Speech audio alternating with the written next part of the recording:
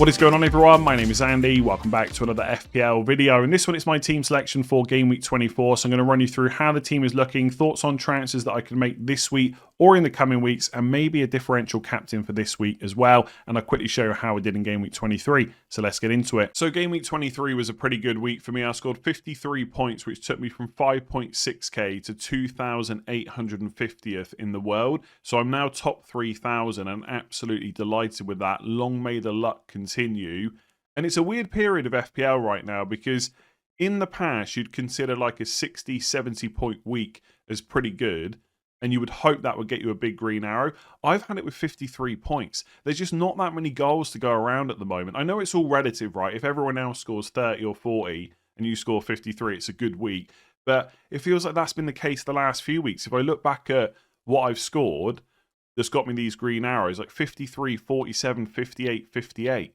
I haven't passed 60 in any of the last 4 game weeks, and yet I've gone from 10k to top 3k. Like it's just a weird season. I guess we just have to hope we get some more points soon and hope some more goals start going in. It'd make the game more interesting, that's for sure.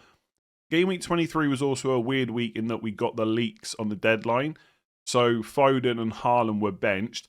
I did get to react to that. So I bought in Bruno Fernandes for Foden. That was a move I was probably going to do in Game Week 24 anyway. I had 2 free transfers and I think 2 million in the bank as well. Haaland I didn't sell because I just know that he's going to continue playing moving forward and it didn't feel worth it. And now he's had his rest. But I did start him. I think if I'd had another 4 or 5 minutes to think about it, I probably would have benched him and took that on. I did actually bring in Elliot Anderson for Tavernier, specifically to have cover for Haaland, but I probably should have just started him, but whatever. It's 4 points. It would have been nice, but I didn't do it in the end. So I've got Elliot Anderson in. That may well have been a mistake to buy him because it has blocked a move for next week, but I'll talk about that in a minute. Elsewhere, Bruno Fernandes obviously got an assist. The guy is on absolute fire right now.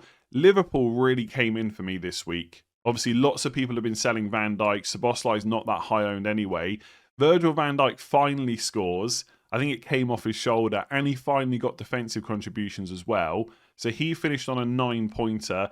That's his first goal in the Premier League. And look, I know I have had a lot of luck this season. You don't get into the top 5k without luck, right? I accept that. But I deserve those Van Dijk points. I've owned him since Game Week 4. He's had 1 goal, 5 clean sheets. That is it. And I benched one of those clean sheets at least. So I've had nothing from him hardly. I deserved that goal. And I'm glad he got defensive contributions as well. And even better, Liverpool lost that game. It couldn't have been more perfect from an FPL point of view. And then Szoboszlai obviously assisted the goal for Van Dijk. So that was nice because I owned him. Then he scored. 13-pointer. Finally got some returns. And that guy was on like 3 attacking returns from 7 expected goal involvement. So he probably was due. I wasn't expecting him to get a 13-pointer, but absolutely delighted with it. So Van Dijk and Szoboszlai came in. Enzo Fernandez scored a penalty with no Palmer on the pitch. Joachim Andersen got an 8-pointer. Otherwise, everyone else blanked. It was just another rubbish week. Thiago 2-pointer. Saka continues to be pretty terrible value. He's who I captained, by the way. When I saw that Haaland wasn't playing, I immediately switched the captain. Saka was my vice, so I just went with him. I mean, my vice captain was Thiago. He also blanked. And I know if you missed the leak, obviously that's super annoying. But I don't think you were as punished as maybe you could have been. I know that's like a really small silver lining you probably don't care about. But a lot of people switch captaincy to players that also blanked. So unless they went for like Semenyo or someone like that, it's not been a huge swing. I know it still sucks if you miss the league. I get it. Unfair advantage, etc. But yeah, it wasn't all that punishing. I really don't think there's that much they can do with the deadline. I think any of this talk about moving it till the night before and stuff like that, I just don't really think that's the solution for a game that's based on Premier League matches, right? They kick off on Saturday. That's when the deadline should be, in my opinion. I fully understand it sucks, but I just think moving it I'm never going to get the word out. Arbitrarily? I think that's kind of right. To the night before. What, like midnight, 11 p.m., 10 p.m., 6 p.m.? Like, how far forward do you go? What if the matches are on Friday night? Do you move it to Thursday before the press conference is? But then you don't get the press conference information. And if you move it to the first game of the week, Well, that wouldn't have mattered because the City game was at 3 p.m. Like, we haven't had that many leaks this season. We really haven't. So that's part of the reason I don't think they should make massive changes to the deadline. But I know people would disagree. That's absolutely fine. Yeah. Otherwise, back to my scores. Raya Gabriel, 1-pointers. Lewis Hall, 1-pointer as well. 53 points, top 3K. Absolutely delighted. This luck will stop at some point. I'm just hoping it's next season. Let's talk about Game Week 24. So going into Game Week 24, it's just the one free transfer for me, but I do have 1.5 million in the bank, so there is some room to upgrade a player if I need to. Defensively, things look okay. I've got the double up on Arsenal, Raya and Gabriel against Leeds away. I'm always going to play those two players if I own them. Some people might be considering playing Dubravka this week against Sunderland away. That's absolutely fine, and even if he loses the clean sheet, he's quite good for save points, but I'm not going to play him over Raya in a similar fixture. So Raya and Gabriel both in. They both got rested in the Champions League last night. As expected, Arteta made a ton of changes, so I'm more than happy with them for this week. In the back of my mind, there is that thought always about switching Raya to Timber in 2 moves. Now, I've only got 1 transfer this week, so I would never make it for a hit. I just don't think that's worth it. But Timber has been unlucky in terms of goals and assists. Like against Man United, he came very close, and I know at some point he's going to get those attack and returns and look like a much better pick than Raya. Now, he is much more expensive as well. I picked Raya up for 5.5, but that thought is in the back of my mind. Do I make the switch? The problem is, it's 2 transfers, and I always think, could they be used better elsewhere? Yes, over the next few weeks, maybe Timber outscores Raya by a few points, but will those 2 transfers gain me more points with other moves? That's why I'm always going to struggle to make the switch. But if Arsenal double in 26, let's say they go through to the Carabao Cup final and the Premier League rearrange that fixture for 26, I definitely prefer to have Timber. So ideally, I want to build up those transfers to maybe make the move. But also, I still don't know if it will be worth it. Because I think some people will look at it and say, well, long-term, Timber will definitely outscore Raya. And that's probably true. But how long will I actually have Timber in my team? So I'm not going to make the move this week because I've only got 1 transfer. Let's say I do it next week and then Arsenal blank in 31. That means I'd have Timber for 25, 26, 27, 28, 29. 5 game weeks, and then I've probably got to sell him again. So 2 transfers to bring him in and then 1 to sell him by 31. Is he worth 3 transfers to have him for 5 game weeks? Like, how many more points do we expect him to score than Raya in 5 weeks? I just don't know if that's worth it. Not for 3 transfers. Whereas Raya, if I get to 31 and he's not playing, I can just play Dubravka instead.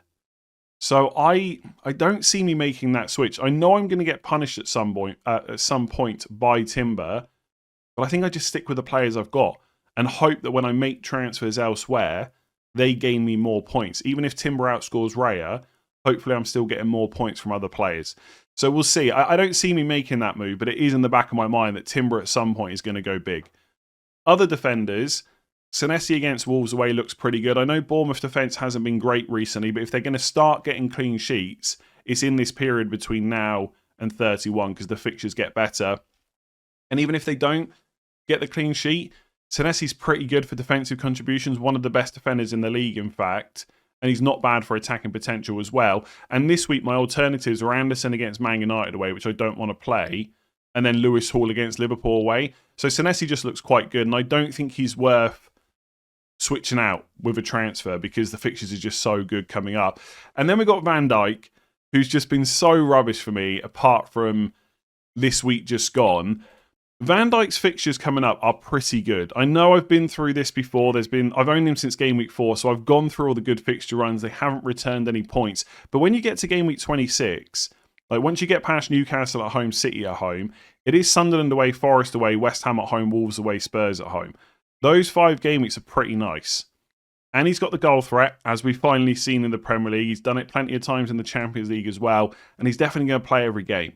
So I'm not in a position where I'm... Like, I know lots of people look at Van Dijk and say he's must sell. I do not think that at all. Not with the fixtures they've got coming up. I think he's sellable. If you've got the move and you want to get rid of him, that's fine. But I'm kind of tempted to hold on to him. I am worried about Liverpool's defensive fragility at the moment. Like Frimpong's gone off last night with a hamstring problem. That's an issue. They don't have Bradley either. Gomez can never stay fit. Konate wasn't in the squad, although I think that's personal reasons. So hopefully he's doing okay and presumably will be back soon.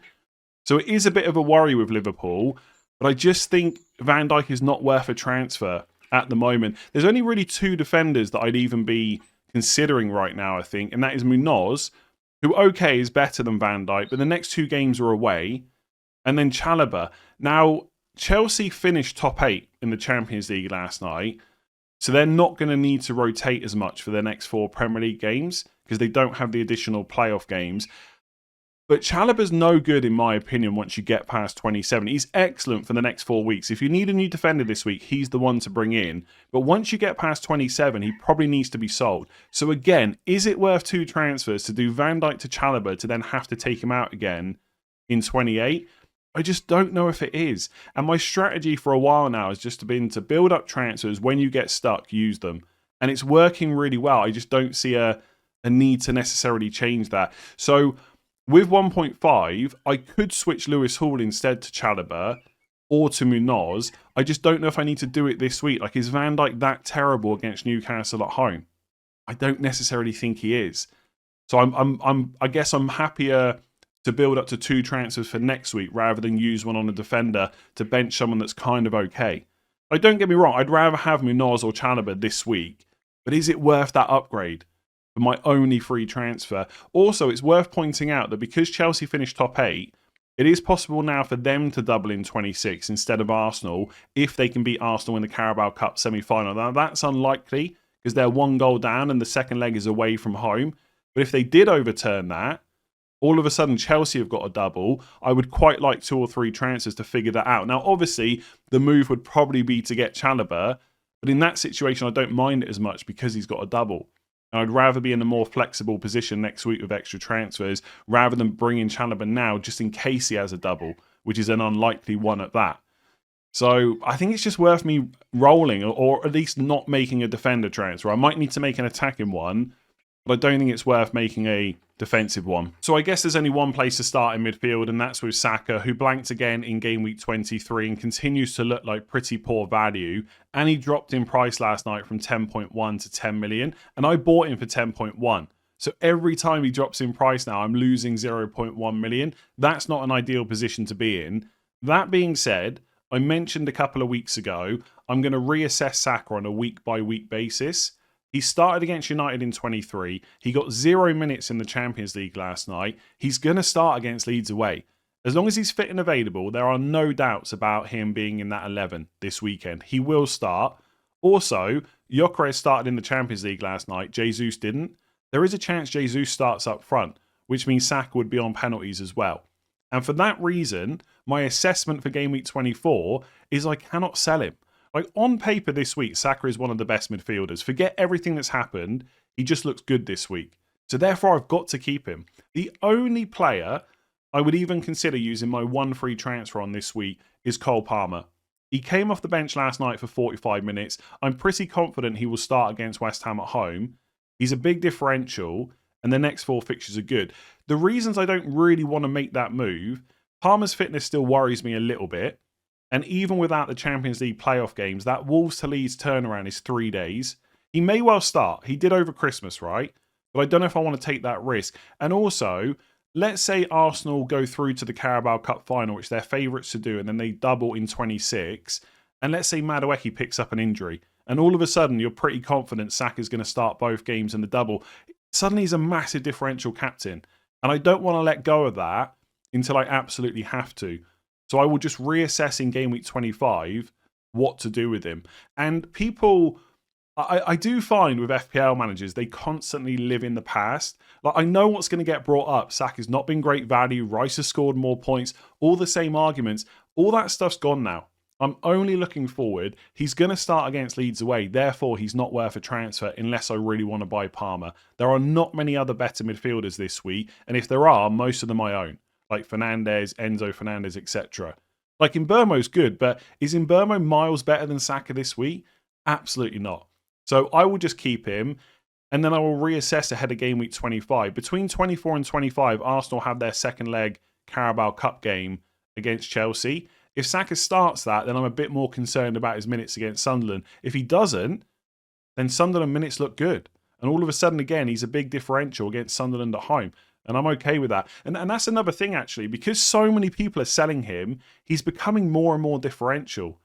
And I know all the stats going around about how little goals and stuff he scored. Now, all of a sudden, he's the most overrated player in the league. All this nonsense that comes out as soon as a team has a bad result. And he is on a run of not getting many attacking returns. But this idea that he's not a good player is just absolute nonsense. He's a great player, and it would not be all that surprising if all of a sudden he started getting goals and assists again.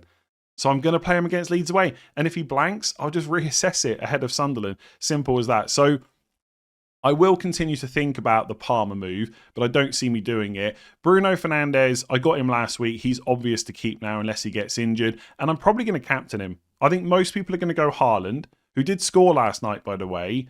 And Spurs away is a good fixture. But I think I'm going to go with the guy that's been super consistent at home, massive differential. I think next week, especially if Haaland blanks again and Fernandes does okay, most people will captain Fernandes in 25. This week, I don't think they'll be so prepared to do it. So I kind of want to go different. I will say, though, over the years, I've had many questions about, if I'm high up in the rank, should I make this move, that move? And my general answer has been, just play it as normal. Don't worry about where you are, like in terms of overall rank. It has crossed my mind, though. I am top 3K. How many risks do I really want to take? Should I just go with Haaland? But I don't want to play like that. I think if I was 100k or 200k or 500k, I'm pretty sure I would captain Fernandes this week. So why not just do it at the rank I am as well? So I'm probably going to go for Bruno, but let me have a bit more of a thought about that ahead of Saturday's deadline. Enzo Fernandez, got to keep him. If Palmer struggles with his fitness at any point, he's on penalties, he's good value. I like him as a pick. Could he get rotated over one of the next 4 games? Maybe, but he's already in my team. I'm not going to worry about that. Szoboszlai, look, he got the 13-pointer last week. I think he is better than he's been showing recently, especially if he's going to play in midfield. But that Frimpong injury is a problem because Gomez can't stay fit. So someone else has got to play right back. It'll probably be Szoboszlai. The issue I have is I've only got 1.5 million in the bank. So I cannot afford to go to Mbeumo. I can afford to go to Morgan Rogers. And I am tempted just to make that move. So if I go from Szoboszlai to Rogers, that leaves me 0.4 in the bank. It is quite tempting. But again, is it worth my only free transfer? Am I better off leaving myself in a more flexible position from next week where I could possibly get Mbeumo? That's my concern. I said this on the video yesterday. This week, if I had to buy one, I would go for Rogers. Fast forward a week, if Mbeumo starts up front against Fulham and gets more minutes, he's the one that I want over Rogers. And I've priced myself out by going for Elliot Anderson. But next week, I could just do it instead. So next week, for example, if I wanted to get Mbeumo. Now, Mbeumo probably go up in price again. So right now, yeah, I'm 0.2 million off that move right now. Let's say it's 0.3 or 0.4 next week. I could just sell Lewis Hall down to a 5 million or below defender. I mean, again, I'll probably be priced out of a 5 million, 4.9, 4.8 or below. Maybe someone like Cash, Richards at Crystal Palace, something like that. There are options there. So I don't know if I'm confident enough in going for Rodgers over Mbeumo just to make the move this week. And also, Szoboszlai's kind of okay against Newcastle at home. Even if he does play right back, he will take set pieces. And obviously he's good at them as well. So I think I hate being on one transfer. I hate being on one transfer and using one than being on one next week. I'd much rather have 2. It leaves you in a much more flexible position. So it's annoying that Szoboszlai's probably going to play right back. But I think for 1 week and then reassess, that's kind of okay. And if by a miracle, Liverpool sign a right back to cover their injuries they've got, maybe they get one on loan, which it seems very unlikely in the next few days, all of a sudden Szoboszlai's in midfield, and then you've got those good Liverpool fixtures coming up that I mentioned earlier. So I don't really want to have to get rid of him this week. If I had the money to go straight to Mbeumo, I probably would do it. I don't think Szoboszlai's that good. Also, the other thing that slightly crossed my mind, by the way, is let's say I do go for Rodgers instead of waiting for Mbeumo. That leaves me 5.6 million if I want to sell Lewis Hall later on. That's not enough to go for Munoz. I'd be 0.2 million off. So it's almost a decision of, cheap defender and Imbermo, or someone like Szoboszlai's price plus Munoz. And I don't know if I'm ready to make that decision yet. Because if I get to 26 and Munoz and Palace are looking good, I might really want him for Burnley at home, Wolves at home. So do I want to price myself out by going in Burmo? I mean, I could sell Van Dijk instead, but selling Van Dijk instead of Lewis Hall doesn't make much sense to me, I don't think. Because obviously Van Dijk, is just going to continue to play forever. Lewis Hall may be slightly more susceptible to injuries, stuff like that. So I think Szoboszlai will stay for the reasons I've mentioned. And then Elliot Anderson I've only just brought in. Great for DEFCONs, will continue to tick over with small amount of points, but it all helps. And the next 3 fixtures are pretty good. So he looks like a strong pick. And then up front, I've got Erling Haaland, who's currently my vice-captain. As I've already mentioned, I may well switch the captaincy armband off of Fernandes, and it would go to Haaland if I do that. But I am very tempted to take that ownership on and just hope that Thomas Frank can do me a favour. I'm not sure if he can, but that would be the hope. Obviously, Haaland himself in the Premier League hasn't done very well recently, and some people are considering selling him. I'm not completely against it, but I would want to give myself another 2 or 3 weeks thinking time about whether I really want to do it, and also to build up transfers to redistribute that cash, because there's no point in selling Haaland in one move to a different forward. I need to wait until I've got 2 or 3 moves to maybe move to Palmer or Salah or someone like that. And right now I'm just not confident in that move. Let's say that Haaland goes another couple of games not looking great. He's definitely blanking in 31. And then you've got those good Liverpool fixtures from 26. Maybe I make the switch from Haaland to Salah. I doubt I will, but it would be nice to have the option. So it's just another good reason to roll transfers. There's a lot of stuff that's happening over the next couple of weeks. So he's going to stay for now. And Igor Thiago, I'm just not messing about with it. There are better forwards on paper over the next 3 weeks because he's got Villa away, Newcastle away, Arsenal at home. But I will want him back if he's fit in 27. So for me, it's just not worth using a transfer to take him out and then put him back in. So he will definitely stay. So ultimately, there are a few upgrades I could probably make. Lewis Hall to Munoz, bench Van Dijk to Munoz, maybe Szoboszlai up to Rodgers, but I'm not quite sure which one of these is the best. And let's say I get to 26 and I'm sick of Saka's minutes and I want to sell him. That's another transfer I need to use. Plus I need to use an additional one to get a second. Well, I could just go from Saka to Rice, I guess, but then I'm going to want to spend that money. So Saka to Rice, Szoboszlai to whoever, Imbermo, someone like that. By the way, I can do Saka. I do have the money, I think, to do Saka to Rice. I mean, obviously I have the money to do that because Rice is cheaper. And then, where is he? Szoboszlai to... Oh, no, I don't have the money. I don't quite have the money to go to Cole Palmer. Scratch that. I thought I could do Saka to Palmer and Szoboszlai to Rice. I can't. Which is a little bit annoying. I forget that Cole Palmer is more expensive than Saka, and Saka is obviously dropping in price as well. So ignore that. I want to build up to 2 or 3 transfers to make these bigger moves when they're needed. I think the team looks okay this week. If Szoboszlai was definitely going to play in midfield, I honestly think that looks okay. And Lewis Hall, I think, because of the fixtures Newcastle have got coming up, is sellable. But because I don't need to play him this week, he's not so much of a worry.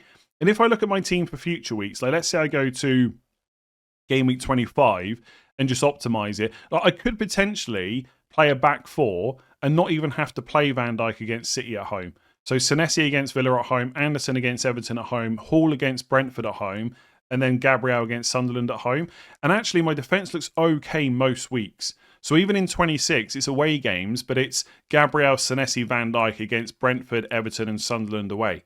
And then when you get to Gameweek 27, you got Anderson against Sunderland away, Senesi West Ham away, and you're always going to play Gabriel. This is why I'm not in such a rush to get Chalobah or Munoz.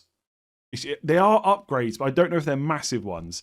And with the blank in 31, I'm going to need transfers for that week. And ideally, I'd roll some through my wildcard in Game Week 32 as well.